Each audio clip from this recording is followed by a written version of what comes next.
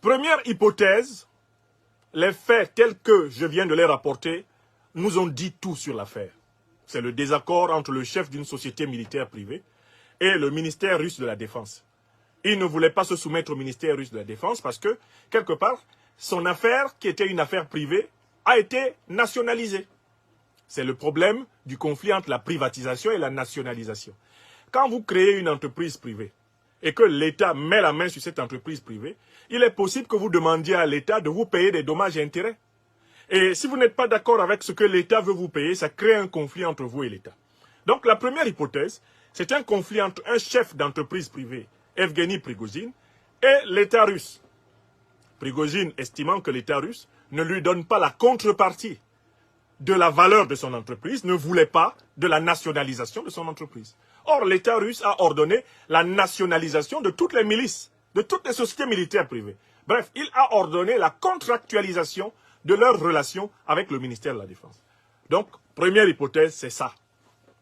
Mais est-ce que ça suffit? Eh bien non. On est obligé de faire une deuxième hypothèse. Deuxième hypothèse, cette rébellion de la société militaire privée Wagner a bénéficié d'un certain nombre de soutiens internes d'ennemis du régime de M. Poutine, mais elle a bénéficié très clairement à certains opposants historiques du régime de M. Poutine, comme M. Khodorkovsky. En effet, l'une des choses que nous avons vues hier et qui est extraordinaire, c'était qu'à un moment donné, alors que la milice Wagner a été classée organisation terroriste par toutes les grandes puissances occidentales, à un moment donné, hier dans la journée, la milice Wagner était célébrée, choyée, elle était prisée, elle était admirée, elle était valorisée.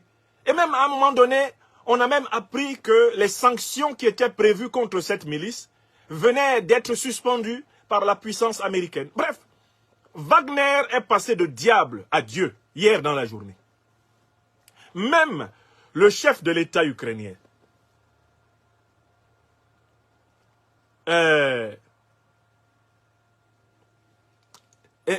Volodymyr Zelensky, a fait une sortie pour dire qu'il comprend Wagner, qu'il comprend Prigojine, et que Prigojine est peut-être le seul à dire la vérité en Russie.